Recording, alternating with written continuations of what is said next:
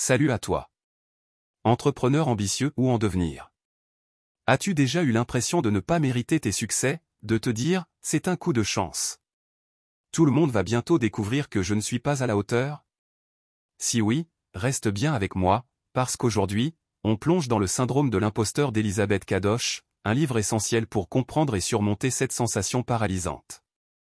Bienvenue sur Entrepreneur en lecture, une chaîne qui est dédiée aux entrepreneurs confirmés ou en devenir qui souhaitent acquérir les compétences qu'il faut pour mener leur entreprise ou leur projet d'entreprise au succès.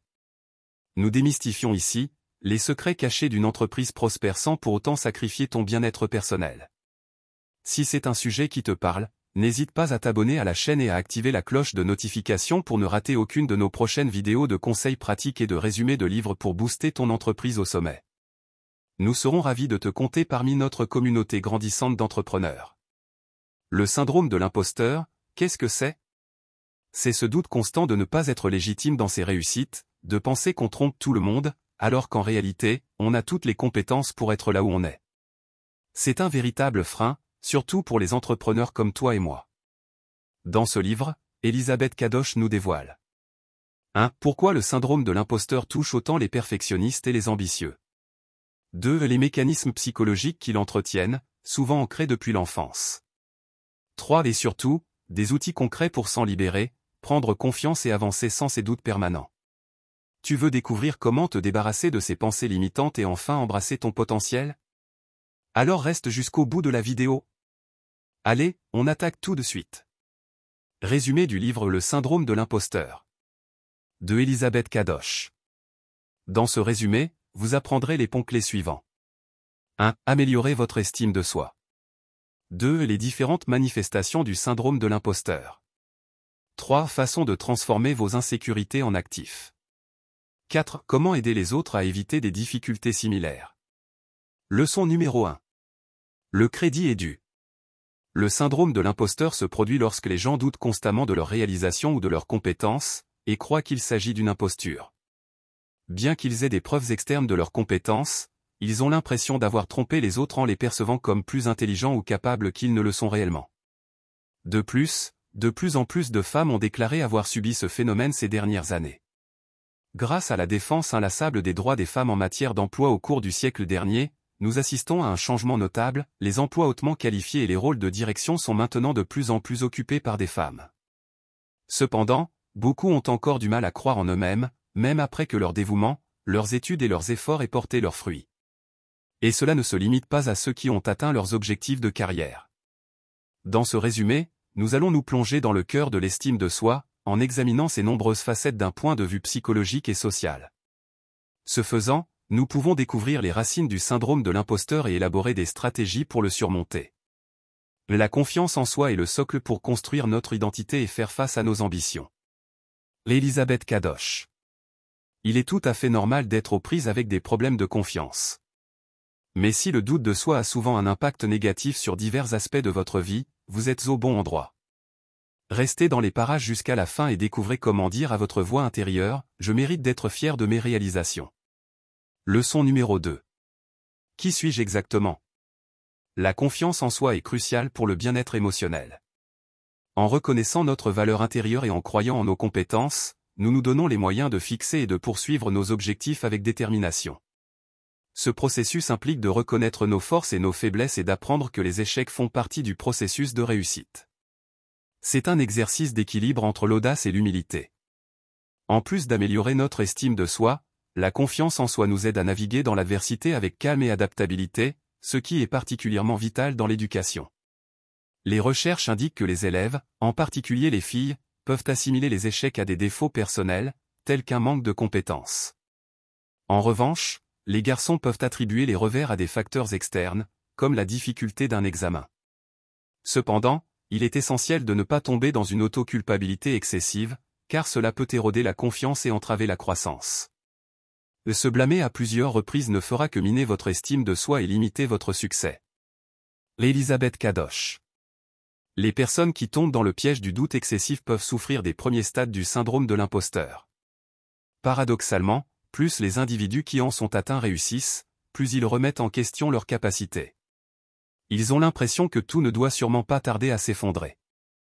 Ce cycle de doute de soi et d'anxiété peut devenir un piège mental où les réalisations amplifient les sentiments d'inadéquation. De plus, les personnes touchées, les femmes en particulier, peuvent attribuer leur succès à des facteurs externes tels que la chance ou l'apparence. Ce biais cognitif, connu sous le nom de théorie de l'attribution, contribue au sentiment de ne pas mériter le crédit gagné, ce qui peut affecter négativement l'estime de soi et le bien-être émotionnel. Lorsque ce mode de pensée devient habituel, il se manifeste par le syndrome de l'imposteur. Leçon numéro 3. La création de l'imposteur. D'où viennent ces pensées négatives? La psychologue clinicienne Dr Gessamy Ibert révèle que ce syndrome a des racines à la fois innées et acquises. Par exemple, une fille avec un tempérament nerveux dans l'enfance peut s'en sortir avec une éducation qui favorise la confiance en soi. À l'inverse, si quelqu'un a développé une solide estime de soi dès le début, il peut la perdre en raison des messages contradictoires et déroutants qu'il rencontre au début de l'âge adulte. Pourtant, le syndrome de l'imposteur peut causer plus qu'un simple doute de soi. Pensez à la façon dont l'épuisement professionnel plane sur ceux qui s'efforcent constamment de réussir tout en luttant contre un sentiment d'inadéquation. Une autre conséquence est la paralysie de la procrastination. Cela se produit lorsque les objectifs sont reportés avec l'excuse de les terminer plus tard en raison d'un sentiment de manque de préparation, ce qui finit par influencer le résultat. Alors, quel est le secret pour nourrir une véritable confiance en soi et une véritable estime de soi? Selon la sociologue Patricia Braflant-Trobo, l'estime de soi est la clé d'une relation sereine avec soi-même. Le manque d'estime de soi combiné à une autocritique persistante peut entraver le voyage vers la tranquillité intérieure et amplifier les effets du syndrome de l'imposteur. La relation entre l'estime de soi et la confiance génère un cycle positif, où la sécurité émotionnelle alimente l'action et le succès renforce l'estime de soi. Cependant, ce chemin s'accompagne de son propre lot de défis. Une faible estime de soi peut se manifester de diverses manières, par exemple en ayant du mal à fixer des limites, en recherchant constamment l'approbation ou en se comparant fréquemment aux autres. L'un de ces comportements vous semble-t-il familier? Si c'est le cas, cela vaut la peine d'y réfléchir. Par exemple, si vous vous surmenez fréquemment en essayant de plaire aux autres, vous pouvez progressivement refuser les demandes moins essentielles et déléguer des tâches avec assurance. Se comparer excessivement aux autres sape vos réalisations, alors efforcez-vous plutôt de vous améliorer quotidiennement. Leçon numéro 4. Les types d'imposteurs. Maintenant que nous avons établi les bases du syndrome de l'imposteur, nous pouvons passer à l'étude de ces différentes formes. En les classant en différents types, vous identifiez les aspects qui vous affectent le plus et vous les traitez efficacement. La classification suivante est tirée des recherches de Valérie Young et des idées de son travail pour les femmes. Le perfectionniste, un poursuivant infatigable de l'excellence qui voit chaque erreur comme une tâche qui doit être éliminée. Souvent élevées dans une famille ou une culture qui valorise la perfection féminine, ces femmes luttent contre leurs propres attentes exigeantes et parfois irréalistes. L'expert, cette personne vit sous la pression constante de devoir tout savoir à tout moment. Cet éternel étudiant fait face à la paralysie à la simple pensée de manquer de connaissances complètes avant de se lancer dans une tâche. Elle indépendante, son courage et son autonomie deviennent une arme à double tranchant lorsqu'elle refuse de demander de l'aide, craignant que cela ne révèle sa faiblesse ou son incompétence. Elle a peur de ce que les gens vont dire et d'être perçue comme incapable. La surdouée, elle s'efforce d'atteindre la perfection non seulement dans les résultats, mais aussi dans le processus. Cela la laisse souvent empêtrée dans un cycle d'autocritique et de désespoir, déclenché chaque fois qu'elle ne réussit pas immédiatement dans une nouvelle entreprise. La superwoman, telle une jongleuse talentueuse, elle essaie de tout faire et de briller dans chaque rôle qu'elle remplit. Cette obsession de se démarquer la plonge dans l'épuisement professionnel, laissant peu de place aux soins personnels. La dévouée, cette femme donne la priorité aux besoins des autres plutôt qu'aux siens. Elle a tendance à être complaisante, préférant ne pas poser de questions sur la façon dont elle a obtenu son poste, ni chercher le conflit. La fausse confidente, sa confiance extérieure masque une profonde insécurité intérieure. Dans ses recherches, Ibert propose 5 conseils pour lutter contre le syndrome de l'imposteur. 1. Reconnaître sa propre valeur. 2. Parler de vos doutes. 3. Accepter vos faiblesses. 4. Apprenez de vos erreurs. 5. Soyez empathique avec vous-même. Alors que tout le monde cherche à trouver son but et à exceller dans tout ce qu'il fait, le succès ne vient pas du jour au lendemain. Réfléchissez à vos réalisations jusqu'à présent et soyez patient avec vous-même pendant que vous travaillez vers vos objectifs. Vous pouvez tout faire, mais pas tout en même temps. Leçon numéro 5. Remettre en question vos doutes. Il n'y a pas de satisfaction comme de prouver à quelqu'un qu'il a tort après avoir douté de vous. Le feu dans votre cœur suffit à vous prouver que vous le pouvez. Qui aurait cru que ces insécurités pouvaient se transformer en atouts aussi puissants?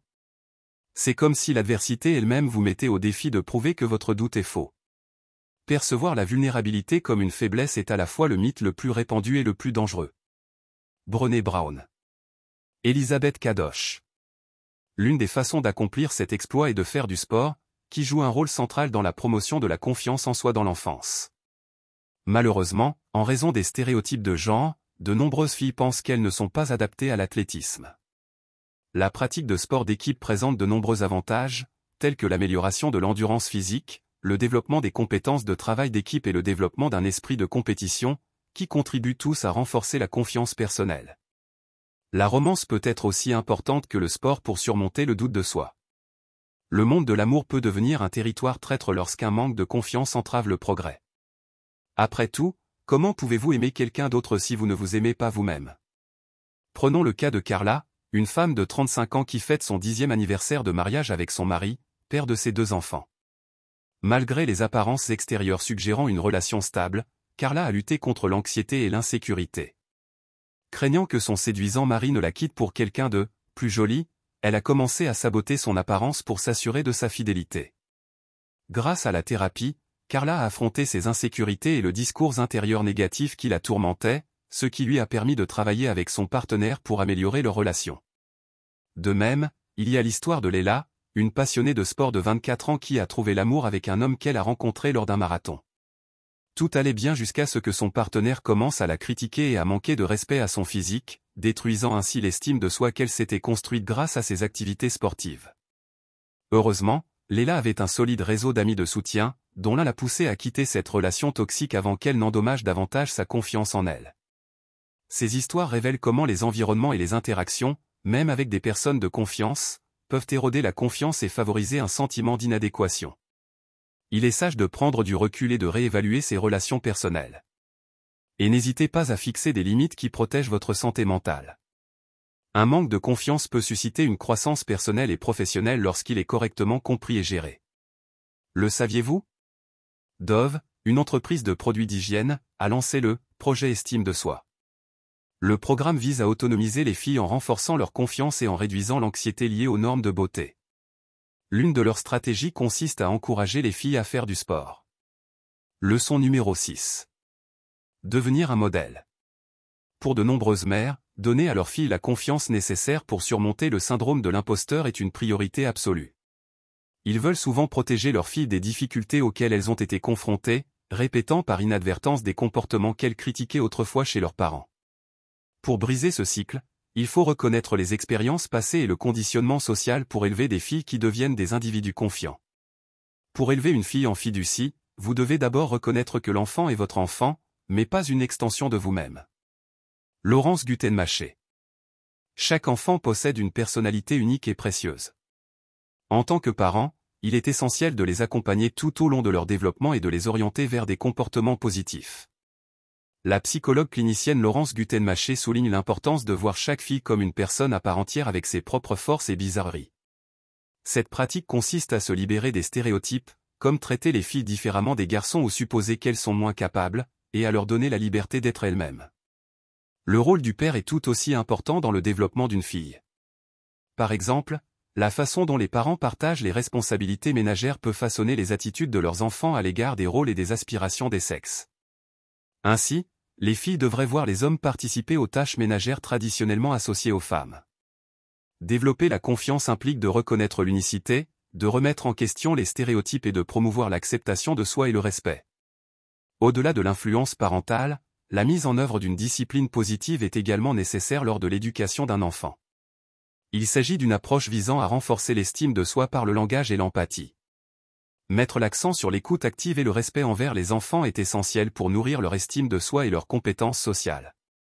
En tant que parent, apprenez à vos filles à s'aimer et à se respecter au lieu de s'adapter aux stéréotypes. Vous ne savez pas par où commencer? Voici 10 principes pour être un parent qui favorise la confiance de sa fille. 1. Faites preuve d'amour inconditionnel.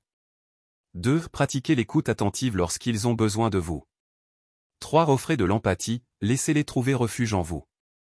4. Faites-leur confiance de tout cœur, votre foi en eux alimentera leur motivation. 5. Fournissez-leur un soutien et encouragez-les à essayer de nouvelles choses. 6. Acceptez leurs échecs, apprenez-leur que c'est une partie naturelle de la vie. 7. Acceptez-les tels qu'ils sont, cela favorise l'acceptation de soi. 8. Évitez de les rabaisser, aucun enfant ne veut entendre des mots blessants de la part de ses parents. 9. Gérez les situations avec diplomatie, en servant à la fois d'enseignant et de guide. 10. Être un pilier de la confiance en soi, laissez-les imiter votre force. Avant de conclure, je voudrais prendre le temps de te remercier d'être resté jusqu'à la fin de cette vidéo. Si ce contenu t'a plu, n'oublie pas de laisser un pouce bleu et de partager cette vidéo à tes amis. Abonne-toi à la chaîne pour rejoindre notre communauté grandissante si ce n'est pas déjà fait et laisse un commentaire. Je serai ravi d'échanger avec toi. Conclusion.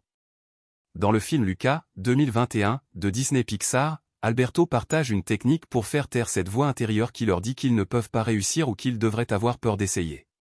Il encourage son ami à s'exclamer « Silence Bruno » chaque fois que le doute s'insinue.